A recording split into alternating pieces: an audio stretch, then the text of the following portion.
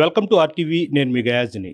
ఈ నెల 31 తేదీన మాజీ ముఖ్యమంత్రి వైఎస్ జగన్మోహన్ రెడ్డి నెల్లూరు రానున్నారు. అయితే గత నెల రోజుల కిందట కూడా ఆయన నెల్లూరు పర్యటనకు అనుమతి ఇవ్వకపోవడంతో రద్దు అవ్వడం జరిగింది. ప్రస్తుతము ఈ నెల 31వ తేదీ కూడా ఆయన రానున్నారు. అయితే పోలీసులు మాత్రము కొన్ని ఆంక్షలు విధించడం జరిగింది. అయితే ప్రధానంగా జగన్మోహన్ రెడ్డి ఆయన సొంత సభకో లేకుంటే కార్యక్రమాలు రావడం లేదు. ఆయన పార్టీకి చెందిన నాయకుడు కాకాని గోవర్ధన్ రెడ్డి జైల్లో ఉండడం, ఆయన పరామర్శించడం, అదేవిధంగా మాజీ ఎమ్మెల్యే నల్లపరెడ్డి ప్రసన్న కుమార్ రెడ్డి ఇంటిని టీడీపీ శ్రేణులు కార్యకర్తలు ధ్వంసం చేయడం, ఆయన్ని పరామర్శించడం తదితర విషయాల మీద ఆయనకు వస్తున్నాడు. అయితే అయినా 1.25 లక్ష ఆంక్షలు విధించున్నాడు.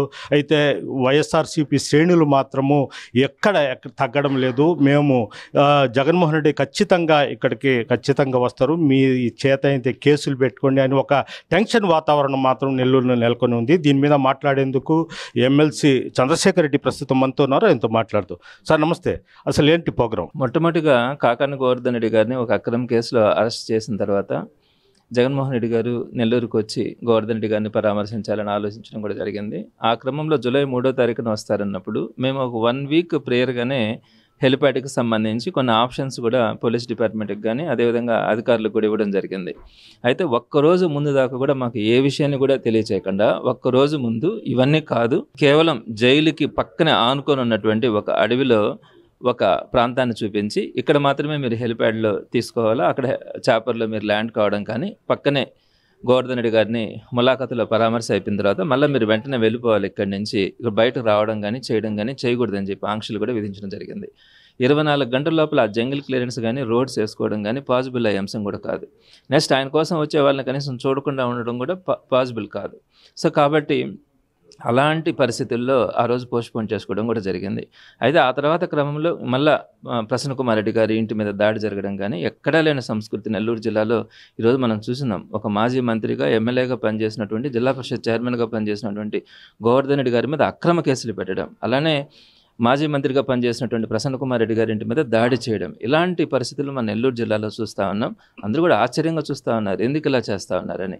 ఈ క్రమంలో మళ్ళా రేపటి రోజున 31వ తారీఖున గురువారం రోజున జగన్మోహన్ రెడ్డి గారు నెల్లూరుకి రావాలా, మొట్టమొదటిగా గోవర్ధన్ రెడ్డి గారిని పరామర్శించి ఆ తర్వాత ప్రసన్న కుమార్ రెడ్డి గారి ఇంటికి కూడా వెళ్ళి ఆయన కూడా పరామర్శించి తిరిగి వెళ్ళాలన్న ఆలోచనతో ఆ రోజు రావడం కూడా జరుగుతూ ఉంది. అయితే ఈ క్రమంలో ఎప్పుడైతే మేము ఇన్ఫర్మేషన్ ఇచ్చినామో పోలీస్ డిపార్ట్మెంట్కి, ఆ రోజు నుంచి కూడా ఆంక్షలు అనేటివి విపరీతంగా పెట్టడం కూడా జరుగుతూ ఉంది. మొట్టమొదటిగా మొన్న ఇచ్చినటువంటి నోటీసులు అయితే జగన్మోహన్ రెడ్డి గారితో కేవలం 3 కార్లు మాత్రమే ఉండాలా, అలానే హెలిప్యాడ్ దగ్గర దిగినప్పుడు కానీ జైలు దగ్గరికి వెళ్ళేటప్పుడు కానీ కేవలం 10 మంది మాత్రమే జగన్మోహన్ రెడ్డి గారితో ఉండాలా. 3వ పాయింట్కి వచ్చేటప్పటికి ప్రసన్న కుమార్ రెడ్డి గారి ఇంటి దగ్గర అయితే అసలు గ్యాదరింగే ఉండకూడదు, అంటే ఒక్కరు కూడా అక్కడ ఉండకూడదు అనేది ఎక్కడైనా సాధ్యమా? సొసైటీ అయిన తర్వాత భారతదేశంలోనే ఒక ప్రముఖమైనటువంటి వ్యక్తి, ఒక పాపులారిటీ, ప్రజల్లో మంచి ఆదరణ ఉన్నటువంటి జగన్మోహన్ రెడ్డి గారు వస్తూ ఉన్నప్పుడు ఇలాంటి ఆంక్షలు పెట్టి కంట్రోల్ చేయాలనుకోవడం అసలు ఏ విధంగా కూడా సమంజసం కాదు. సో దీన్ని మేము వ్యతిరేకించిన తర్వాత నిన్నటి రోజున మళ్ళీ ఇంకొక నోటీస్ ఇచ్చినారు. ఆ నోటీస్లో 2 కండిషన్స్ అయితే యాజ్ ఇట్ ఈజ్గా ఉంచినారు. ప్రసన్న కుమార్ రెడ్డి గారి ఇంటి దగ్గర గ్యాదరింగే ఉండకూడదు, అంటే ఒక్కరు కూడా ఉండకూడదు. అదేవిధంగా గోవర్ధన్ రెడ్డి గారితో ములాఖత్ అయ్యేటప్పుడు కేవలం 10 మంది మాత్రమే పక్కన ఉండాలా, కాకపోతే 3 కార్లు ఉండాలన్న దాన్ని 15 కార్లకి మీరు ఎక్స్టెండ్ చేసుకోండి అని చెప్పి నిన్నటి రోజు నోటీస్ ఇచ్చినారు. అదేవిధంగా ఒకవేళ కనుక దీన్ని అతిక్రమించి మీకు జనాలు కనుక వస్తే ప్రతి 25 మందికి ఒక వాలంటీర్ లెక్కన ముందుగానే మాకు వాళ్ళ పేరు, ఫోన్ నెంబర్ ఇవ్వాలా, దాంట్లో ఎంతమంది అయితే వెహికల్స్ మీరు పాల్గొంటారో ప్రతి వెహికల్కి సంబంధించినటువంటి నెంబర్ కానీ, అదేవిధంగా దాంట్లో ఉన్నటువంటి డ్రైవర్ నేమ్, డ్రైవర్కి సంబంధించినటువంటి డ్రైవింగ్ లైసెన్స్ అన్నీ కూడా ఇవ్వాలని చెప్పి నన్ను ఇచ్చినటువంటి నోటీసులు మాకు ఇవ్వడం కూడా జరిగింది. సో అత్యంత దారుణమైనటువంటి విషయం. జగన్మోహన్ రెడ్డి గారు లాంటి వ్యక్తి వస్తున్నప్పుడు ఒక్కరు కూడా ఉండకూడదు, గ్యాదరింగే చేయకూడదు అని చెప్పి మాకు ఆంక్షలు పెడితే ఈరోజు ఎవరు వినే పరిస్థితి ఉంటుంది? కార్యకర్తలు, నాయకులు ఎవరు కూడా ఈరోజు భయపడే పరిస్థితి కనిపించట్లా. ప్రతి ఒక్కరు కూడా ప్రిపేర్ అయినారు. ప్రజల కోసం పోరాడే క్రమంలో తప్పకుండా ఈ ప్రభుత్వం కేసులు పెట్టడానికైతే సిద్ధపడతా ఉంది. వాటన్నింటినీ తట్టుకోగలిగితేనే, అంటే మనం అనుకుంటాం కదా, పౌర్ణమిని చూడగలగాలి అంటే అమావాస్యని బరాయించాలా అని. అలానే రేపటి రోజున ఒక మంచి పరిపాలనతో వైఎస్ఆర్సీపీని మనం చూడగలగాలంటే ఈరోజు ఈ ప్రభుత్వం, ఈ రాక్షస ప్రభుత్వం పెడుతున్నటువంటి ఆక్షన్లు కానీ, దుర్మార్గాలను కానీ, అదేవిధంగా అక్రమ కేసులను కానీ వీటన్నిటిని కూడా తట్టుకోగలగాల అన్న ఆలోచన ఈరోజు ప్రతి కార్యకర్త కూడా ఉన్నాడు. ఎట్లాంటి పరిస్థితులు ఎవరు కూడా ఆలోచించే పరిస్థితులే. మేమైతే ఎవరిని కూడా మొబిలైజ్ చేయట్లా, రమ్మని కూడా చెప్పట్లా. స్వచ్ఛందంగా ఎవరైనా కార్యకర్త కార్యకర్తలు నాయకులు జగన్మోహన్ రెడ్డి గారిని చూడాలనుకుని ముందుకు వస్తే మాత్రం వీళ్ళు పెట్టే ఆంక్షలు వాటిని చూసి మాత్రం భయపడే పరిస్థితి లేదు. తప్పకుండా జగన్మోహన్ రెడ్డి గారిని చూడడం కానీ జగన్మోహన్ రెడ్డి గారితో పలకరించుకోవడానికి కూడా అందరూ కూడా ప్రయత్నించినప్పుడు అవన్నీ కూడా యాజ్ యూజువల్గా జరిగే అవకాశం ఉంటుంది. కానీ మేమైతే ప్రోత్సహించము. అలా అని అవతల కనుక ఆంక్షలు పెడితే భయపడే ప్రశ్న కూడా లేదని చెప్తాను. ఆంక్షలు పెట్టాల్సిన అవసరం ఏంటి? ఇంకొక విషయం కూడా తెలుసుకోవాలా, ఎంత వెటకారంగా మాట్లాడుతూ ఉన్నారంటే పులివెందుల ఎమ్మెల్యే, ఆఫ్టర్ ఆల్ ఒక ఎమ్మెల్యే అని మాట్లాడతారు జగన్మోహన్ రెడ్డి గారిని. మరి ఈరోజు మీరు ఇచ్చినటువంటి మాకు ఇచ్చినటువంటి నోటీసులో గత 4 ప్రోగ్రామ్స్ గురించి కోట్ చేసినారు. వాటిలో ఏం రాసినారు? వేలాది మందిగా హ్యూజ్ పబ్లిక్ తరలిస్తూ ఉన్నారు, కాబట్టి మేము ఇక్కడ ఆంక్షలు పెట్టాల్సి వస్తూ ఉందని అంటున్నారు. అంటే ఎందుకు అంత భయం? ఎందుకు? ఒక మనిషి వచ్చినప్పుడు, ఒక ప్రజాదరణ నాయకుడు వచ్చినప్పుడు చూడడానికి మనుషులు వెళ్తారు. ఇది ఎక్కడైనా కూడా ఉండేదే. మరి మీరు ఎందుకు భయపడతా ఉన్నారు? ఎందుకు ఇంత ఆంక్షలు పెడుతున్నారు? ఎప్పుడైనా కూడా పెట్టిందా? మీకు అదే టీడీపీ ప్రతిపక్షంలో ఉన్నప్పుడు కందుకూరులో మీరు పెట్టినటువంటి కార్యక్రమంలో సుమారుగా 10 మంది దాకా మరణించినారు. అలానే గుంటూరుకు సంబంధించినటువంటి మీ ప్రోగ్రాంలోనే 3 దాకా మరణించినారు. ఇన్ని జరిగినా కూడా ఆ రోజు వైఎస్ఆర్సీపీ ఎప్పుడు కూడా మిమ్మల్ని కంట్రోల్ చేయాలని కూడా ప్రయత్నించలే. మీ పాటికి మీరు కార్యక్రమాలు చేసుకున్నారు. లోకేష్ యువగలం పాదయాత్ర జరిగిన రోజే ఒక మనిషి అక్కడ చనిపోయినాడు. అయినా కూడా ఎక్కడైనా కూడా ఇబ్బంది పెట్టినారా? ఎక్కడ కూడా ఇబ్బంది పెట్టలా. మరి ఈరోజు ఈ ఆంక్షలు ఏంటి? అసలు ఒక్కరు కూడా రాకూడదు జగన్మోహన్ రెడ్డి గారితోనంటే ఏమి అసలు ప్రజాస్వామ్యంలో ఉన్నామా లేకుంటే నియంతృత్వంలో ఉన్నామా? సో ఈ పరిస్థితుల్లో, ఎటువంటి పరిస్థితుల్లో కూడా టీడీపీ కూటమి ప్రభుత్వం ఏదైతే అనుకుంటా ఉందో అది చాలా తప్పు. ప్రజాస్వామ్యానికి ఇది ప్రమాదం అని కూడా ఈరోజు ప్రతి ఒక్కరు కూడా భావించే పరిస్థితి. రూట్ మ్యాప్ ఎలా ఉంటుంది? సో జైలుకు పక్కన ఉన్నటువంటి వాళ్ళు సూచించినటువంటి ప్రాంతంలోనే హెలిప్యాడ్లో ల్యాండ్ కావడం జరుగుతుంది. అక్కడి నుంచి గోవర్ధన్ రెడ్డి గారిని ములాఖత్ కావడం కానీ, అక్కడి నుంచి హైవే మీద ఎక్కి హైవే నుంచి అయ్యప్ప స్వామి టెంపుల్, ఆడ నుంచి రాజరాజస్వామి టెంపుల్, గవర్నమెంట్ హాస్పిటల్కి పక్కనే ప్రసన్న కుమార్ రెడ్డి గారి ఇల్లు ఉంది. అక్కడికి వెళ్ళి ఆయనతో ఒక 20 నిమిషాల పాటు అక్కడ పరామర్శ అయిపోయిన తర్వాత మళ్ళీ అదే రూట్లో తిరిగి వెళ్ళి హెలిప్యాడ్కి చేరుకొని చాపర్ ద్వారా మళ్ళీ తిరిగి తాడేపల్లికి వెళ్ళడం జరుగుతుంది. ఇదంతా కూడా సుమారుగా 10 గంటలకి నెల్లూరులో ఆయన ల్యాండ్ అవుతారు. మళ్ళీ తిరిగి సుమారుగా 2 గంటలకల్లా ప్రోగ్రామ్ కంప్లీట్ అయ్యే అవకాశం ఉంటుంది. అలాగే మాజీ మంత్రివర్యులు కాకాని గోవర్ధన్ కుమార్తె పూజితమ్మ ఉన్నారు, ఆయనతో కూడా. మేడం చెప్పండి, అంటే పోయిన నెలలో కూడా జగన్మోహన్ రెడ్డి ప్రోగ్రాం క్యాన్సిల్ అవ్వడం జరిగింది. ఇప్పుడు ఎలా ఉండబోతుంది?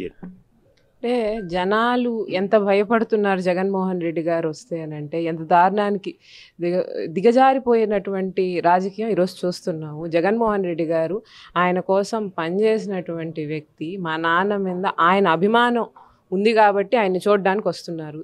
దాన్ని ఆపి ఆయన సంఘీభావం లేదని చెప్పి రకరకాల మాటలు మాట్లాడి ఈరోజు తప్పుదావ పట్టించాలని కార్యకర్తల్ని ప్రయత్నిస్తున్నారు. ఎవరికి తెలియదండి. ఆ రోజు చెప్పాను, జగన్మోహన్ రెడ్డి గారు మా వెంటే ఉన్నారు, మాకు తోడుగా ఉన్నారు అన్నది మాకు ముందు నుంచి తెలుసు. ఈరోజు వచ్చినా తెలుసు, రాకపోయినా తెలుసు.